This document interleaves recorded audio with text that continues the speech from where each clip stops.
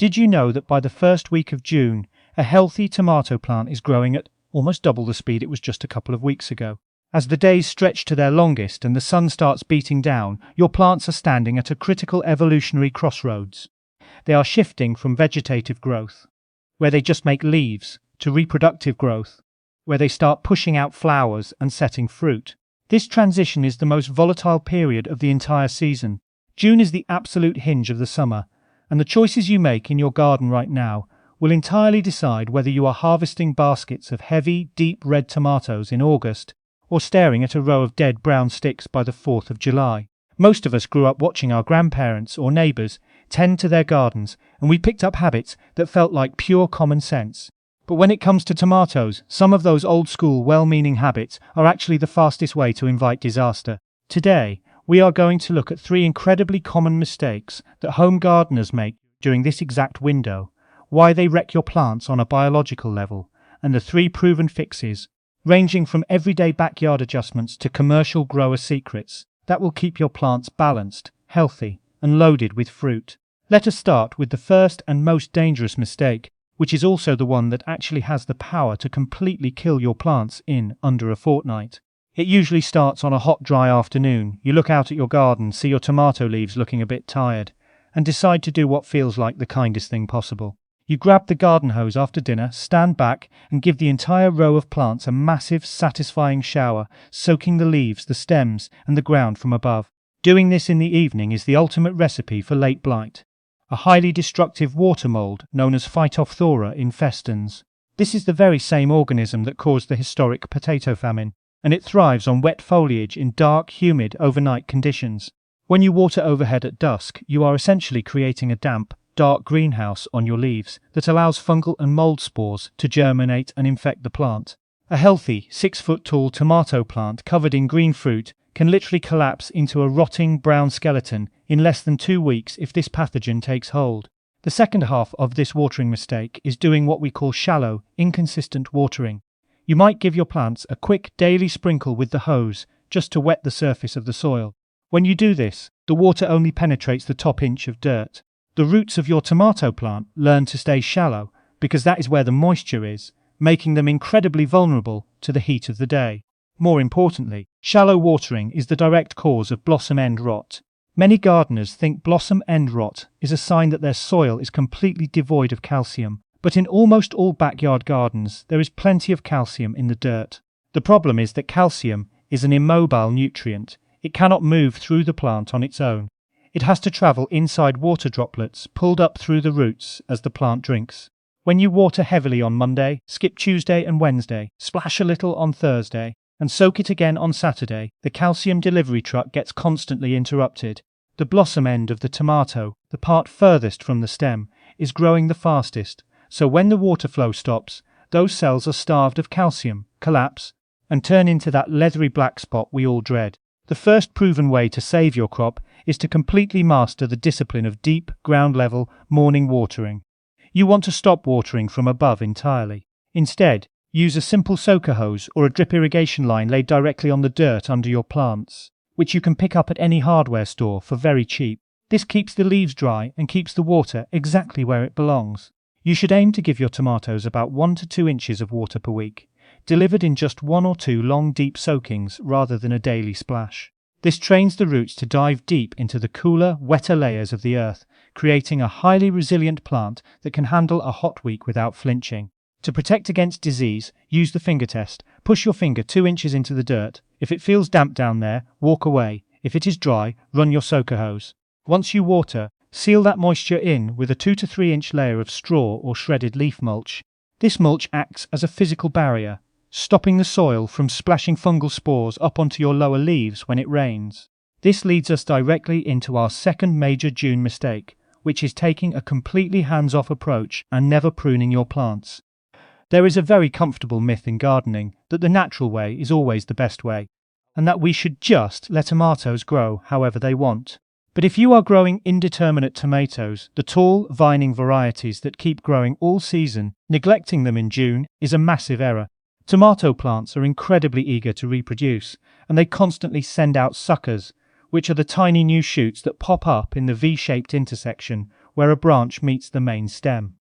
Left to their own devices, every single one of those suckers will grow into a full-sized branch. By mid-June, your neat tomato plant will transform into a dense, tangled, humid jungle of foliage. Air cannot move through a plant like this, and after a heavy morning dew or a rain shower, the interior of that leafy mass will stay wet for hours. That trapped humidity is an open door for blight and septoria leaf spot, which will slowly work their way up from the bottom, browning and killing your leaves until your harvest is ruined. Furthermore, when a plant is busy feeding an endless supply of new leaves and stems, it simply does not have the energy left to grow large, high-quality tomatoes. This is where we can steal a brilliant technique used by commercial greenhouse growers to keep their crops incredibly productive. The second proven way to save your tomatoes this June is to practice strategic pruning to maintain a perfect balance between leaves and fruit. First, you want to get into the habit of walking your plants once a week and pinching off those suckers when they are still small, ideally between 1 and 2 inches long. You can easily snap them off with your fingers. If you happen to miss a week and find a sucker that has already grown thick and leafy, do not rip it off, as tearing a large branch open leaves a massive wound that invites infection. Instead, practice what commercial growers call Missouri pruning. Take your clean shears and snip off just the growing tip of that large sucker, leaving the bottom 2 sets of leaves intact. Those remaining leaves will help shade your developing tomatoes, protecting them from sunscald, which is essentially a pale, leathery sunburn on the fruit that eventually rots. To complement your sucker control, you should also adopt the weekly lower branch pruning method. Greenhouse growers recommend that once a tomato plant is established and has at least 15 mature branches below its topmost flower cluster, you should remove the bottom 3 branches every single week.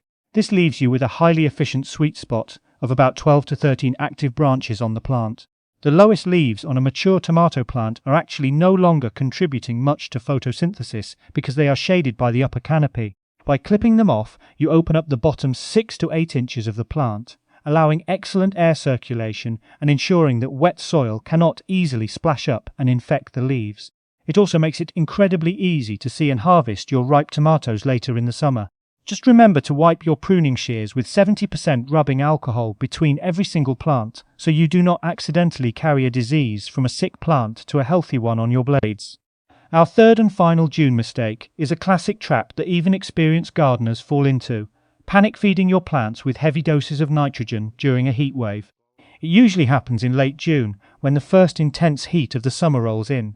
You walk out to your garden and notice that the bright yellow flowers on your tomato plants are suddenly turning pale, drying up and dropping right off the vine without ever turning into tomatoes. It is a heartbreaking sight. Naturally, you assume the plant is starving, so you panic. You run to the garage, grab a big scoop of high nitrogen fertilizer or that bright blue all-purpose plant food, mix up a heavy batch and dump it all over the soil, thinking you are saving the day. But this is actually the worst thing you can do, and it triggers a double whammy of failure. First, nitrogen is the nutrient that tells a plant to grow green tissue, like leaves and stems. When you flood a fruiting plant with nitrogen, you are telling it to stop making tomatoes and go back to making vines. The plant will look incredibly lush, dark green and beautiful, but it will completely stop producing flowers. Second, and most importantly, you need to understand the biology of what is actually happening during a heat wave. The reason your flowers are falling off has nothing to do with food. It is a purely physical temperature problem called blossom drop. A tomato flower has to pollinate itself, and the pollen inside that flower only stays viable within a very specific temperature window. Once daytime temperatures climb 85 to 90 degrees Fahrenheit and nighttime temperatures stay above 72 degrees, the pollen physically sterilizes. It becomes sticky, clumpy, and completely dead, meaning the flower cannot pollinate itself no matter how healthy the plant is. When the plant realizes a flower cannot be pollinated, it aborts it and drops it to save energy. Adding more fertilizer during this time does absolutely nothing to help the pollen. In fact, the chemical salt in the fertilizer can actually stress the roots of an already heat-stressed plant, making the blossom drop even worse. The third proven way to save your crop is to regulate your plant's nutrition, manage the microclimate, and practice a little bit of patience. First, you must stop using high nitrogen foods in June. Instead, look for a fertilizer with a low first number and higher middle and last numbers, like a 10-20-10 or a 5-10-10 blend. Phosphorus and potassium are the nutrients that actually drive flower production, root strength, and fruit size. Additionally, you should pay attention to the pH of your watering solution, which is a secret weapon of commercial growers. Tomatoes prefer slightly acidic conditions, ideally a pH between 5.8 and 6.2. If your source water coming out of your well or tap is highly basic, say around 7.8, it causes nutrient lockout, meaning your plants cannot absorb the phosphorus or potassium, even if it is sitting right there in the soil. If you are willing to put in a tiny bit of extra effort, testing your water with a cheap pH meter and adding a mild, safe acidifier like citric acid can completely unlock your plant's potential and trigger a massive explosion of healthy fruit. When the heat of June inevitably spikes and blossom drop begins, your job is not to feed, but to shield. You can easily save your flowers by hanging a 30 to 40% shade cloth over your tomato plants during the hottest part of the afternoon. You want to place it on the south and west facing sides, which is where the most brutal, direct sunlight comes from.